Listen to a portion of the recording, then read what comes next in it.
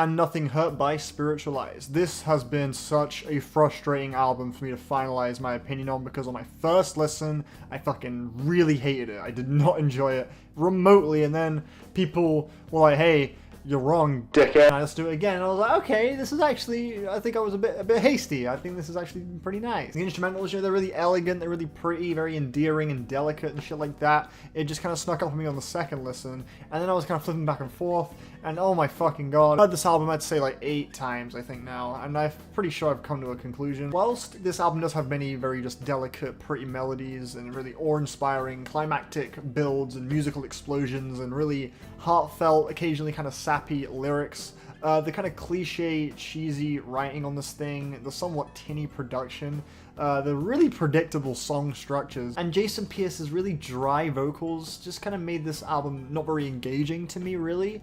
But I definitely do see its positive qualities. I can definitely, you know, acknowledge the skill here and all that. It's a well-made album, you know. On subsequent listens, I came to find quite a bit of charm on a few of the cuts here. Songs like The Prize and Let's Dance and Sail On Through. Let's Dance is actually probably my favorite on this thing. It's a pretty irresistibly touching song about sort of taking action, you know. Jason's just tired of just sitting there stuck, not being able to do anything, just infatuated with this person. He's just like, fuck it, let's dance, let's just enjoy the moment. Very endearing track, you know. The quiet delicacy of the piano on this song really nicely reflects the tone of the track too. It kind of adds to how private the song feels. And that's the thing, this whole album kind of feels, the whole thing, front to back, it feels like someone just finally just spilling out their love for someone or something. Like, it just sounds like they're just gaining the courage to just express it all in this huge flurry, and it's just in the most exaggerated way possible at times. And this can be a positive at points on this album, but on other times, like on the opener, as well as on Here It Comes, the radio, whatever the fuck. On these tracks, it really fails to click with me, as these songs are just so unbelievably formulaic and cheesy. A lot of these tracks just have these really kind of corny, like bright, cheesy guitar licks going on and shit like that, and it just makes me wince. It sounds like it belongs on like a Kid Rock song or something. And then there's the ukulele on fucking the opening track, which it just sounds so,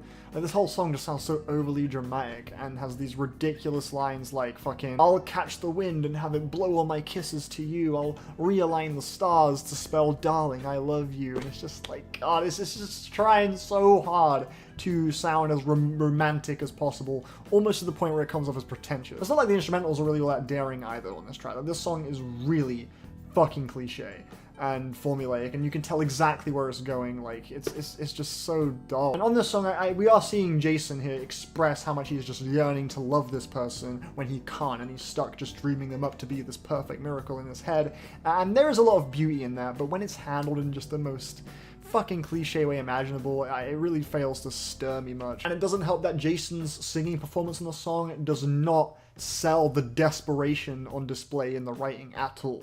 And speaking of cliche songwriting, most every track here, yeah, again, you can tell exactly where it's going to go. And at so many points on this album, they'll build these huge, musical, explosive climaxes, but you can always just kind of see them coming a mile away, and it's just a little bit underwhelming every time. And on top of that, like I said earlier, the production is a bit tinny. The mixing here feels really off on this album. Jason's voice, 90% of the time, sounds like it's doing something completely different. It sounds like it's just kind of slapped on top, and everything else is just kind of doing its own thing. And everything else sounds like the instrumentation often sounds just like a really slushy just mess, just a directionless barrage of instruments all kind of colliding awkwardly on top of each other, and it often sounds just really tinny and weightless to me. And just before recording this, I actually looked at a few reviews and I found out that they recorded it all on a laptop. What? That explains everything. Let's Dance is honestly the only track that I really think embraces all of these kind of cliches and shit and turns it into something really beautiful.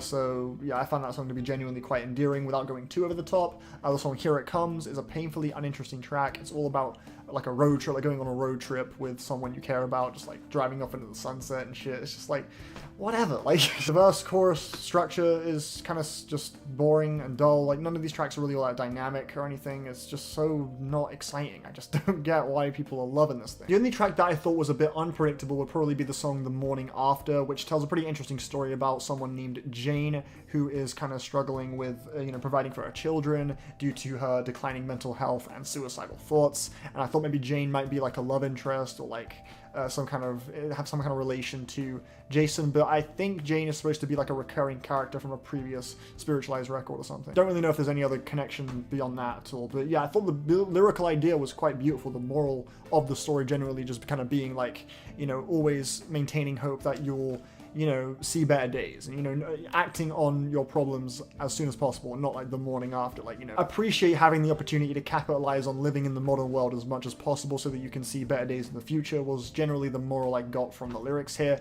A really beautiful idea lyrically, sure, but the instrumental on this thing is really wild. It seriously fucking explodes and erupts into this absolute onslaught of just musical chaos, which is cool because that does kind of reflect the sort of turmoil going on in the lead character's mind, but the mixing is terrible. I can't stand this song. I think it is an absolutely painful experience to sit through because of how dreadfully it is recorded. Like, there is way too much going on in this track for you to be recording this shit on a laptop. Like, come the fuck on. Like, this is ridiculous. The constant guitar streaks and just complete lack of direction or focus the entire time with this track is just gimmicky as shit.